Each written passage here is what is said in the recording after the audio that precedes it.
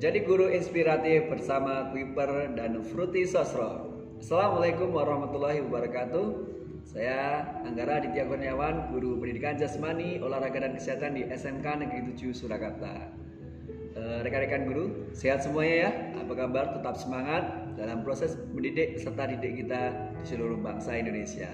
Pada kesempatan kali ini, sebelum saya mulai cerita, kita flashback deh, ingat lagi gimana kita kira reaksi teman-teman ketika mendapat kabar bahwa proses kegiatan belajar kita diubah dari tatap muka menjadi sistem online seperti sekarang ini.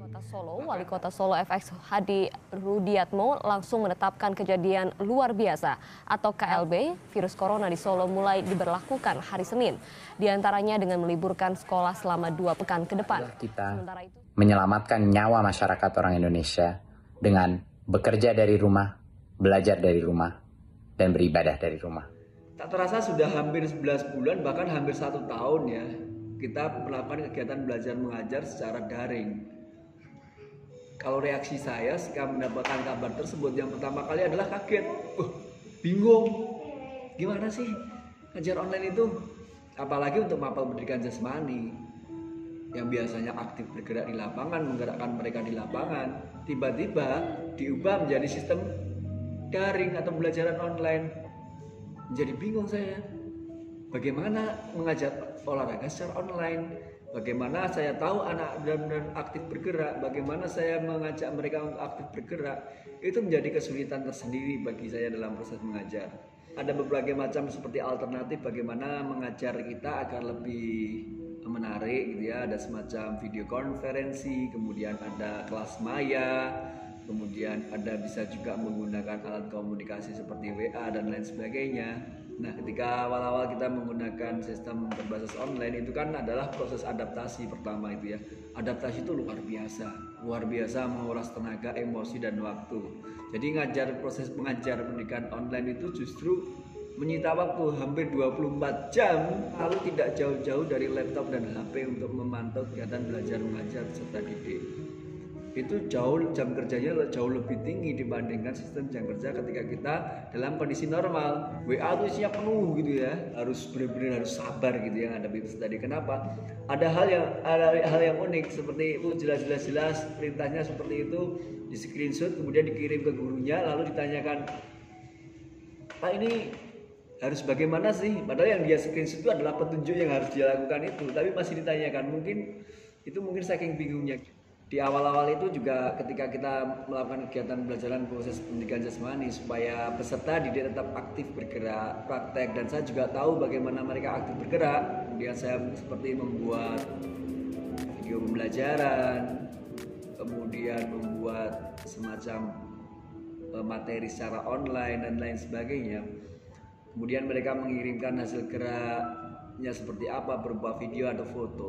Tapi itu juga menjadi kendala. Kenapa? Karena terkadang terlihat dari fotonya ini saya tidak tahu pasti ini anak benar-benar melakukan gerakan atau hanya sekedar gaya lalu difoto dan sudah. Nah, kemudian saya mencari tahu bagaimana caranya untuk bisa mengetahui anak-anak ini aktif bergerak atau tidak. Satu hal yang tidak bisa dibohongi adalah denyut nadi. Ketika orang bergerak, itu denyut nadi sebelum bergerak dan setelah bergerak itu pasti berbeda. Dan perbedaannya pasti ada rentangnya gitu ya. Disitulah yang kemudian saya terinspirasi, oh ya, kalau begitu saya akan membuat proses pembelajaran praktek belajar gerak saya dengan mereka harus menghitung denyut nadi awal. Kemudian mereka baru melaksanakan kegiatan praktek. Lalu menghitung lagi denyut nadi akhir, sehingga ketahuan selisih berapa denyut nadi awal dan denyut nadi akhir. Peserta didik dengan cara ini kita juga dapat mengetahui proses pembelajaran tidak hanya secara pengetahuan keterampilan tapi juga secara sikap, bagaimana kita mengetahui kejujurannya. Lalu ketika setelah itu kita berikan feedback kepada peserta didik, kita berikan masukan. Ketika dia anak yang terlihat sepertinya tidak melakukan kejujuran, kita berikan pertanyaan-pertanyaan, kemudian kita berikan nasihat supaya lebih jujur, karena kita bisa mengetahui dari itu semuanya dan lain sebagainya. Dan itu adalah jenis inovasi. Inovasi lain yang saya lakukan adalah saya menyiapkan kegiatan pembelajaran, membuat video pembelajaran, kemudian membuat materi secara online, kemudian menyiapkan kelas maya Kemudian bahkan kami di sekolah kami, saya kemudian membuat inovasi menciptakan sebuah aplikasi pendidikan yang sebenarnya hanya sebagai wadah saja, yang isinya hanya link-link dari berbagai materi yang disiapkan oleh para guru dalam satu sekolah, video pembelajaran dalam satu sekolah, kelas maya yang sudah tersedia di platform seperti Kuiper dan sebagainya. Itu kita linkkan saja ke sana. Aplikasi ini dinamakan aplikasi CP2 yang digunakan oleh peserta didik. Bahkan aplikasi ini juga bisa digunakan untuk mereka melaksanakan kegiatan rapot online. Nah, itu adalah jenis-jenis inspirasi inovasi yang kami lakukan di sekolah kami. Kemudian ada juga bagaimana tanggapan siswa ketika sudah menggunakan inovasi yang sudah dilakukan. Alhamdulillah, ketika belum melaksanakan inovasi itu tingkat partisipasi peserta didik itu minim sekali. Bahkan ada yang suatu momen itu peserta didik yang mengikuti kegiatan pembelajaran itu hanya kurang dari 10 anak. Itu kan tragis ya, satu kelas 30-an anak tapi yang mengikuti hanya sekitar di bawah 10 gitu kan. Itu kan ya menjadi tantangan sendiri lah gitu ya. Tapi kemudian setelah inovasi ditaburkan variasi pembelajaran berupa video, kemudian ada gambar bergerak atau animasi atau GIF. Kemudian tidak melulu hanya satu media, berganti-ganti, itu ternyata memberikan dampak yang efektif. Selain itu, inovasi dengan meminta anak menyampaikan di tadi itu juga cukup efektif untuk membuat mereka aktif dalam bergerak. Sekaligus saya juga memanfaatkan sistem baik presensi, materi maupun penugasan itu dalam menjadi satu link, sehingga peserta didik itu bisa hanya melakukan satu buah kegiatan, dia sudah termasuk melihat materi, menyimak materi, sudah termasuk absen, sudah termasuk mengumpulkan tugas nanti di sana. Jadikan satu. Itu juga adalah inovasi yang supaya anak mempermudah seperti berikut ini. Anak mempermudah sehingga mereka tergerak untuk aktif melakukan, karena sebuah belajar yang mereka lakukan cukup mudah. Seperti itu.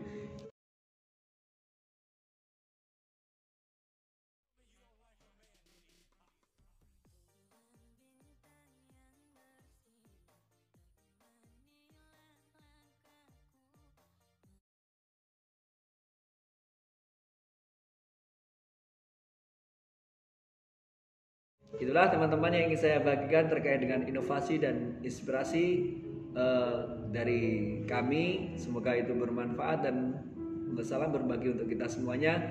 Dan marilah kita selalu berdoa agar pandemi ini segera berakhir dan kita sudah bertemu dengan apa yang sangat kita rindukan, yaitu mengajar dengan normal atau di dunia nyata. Karena mengajar di dunia nyata itu selalu menarik. Tetapi kita juga tahu dengan melalui pandemi ini kita juga tahu berbagai alternatif kegiatan pembelajaran yang bisa kita lakukan dengan memanfaatkan platform online seperti Kuiper dan lain sebagainya.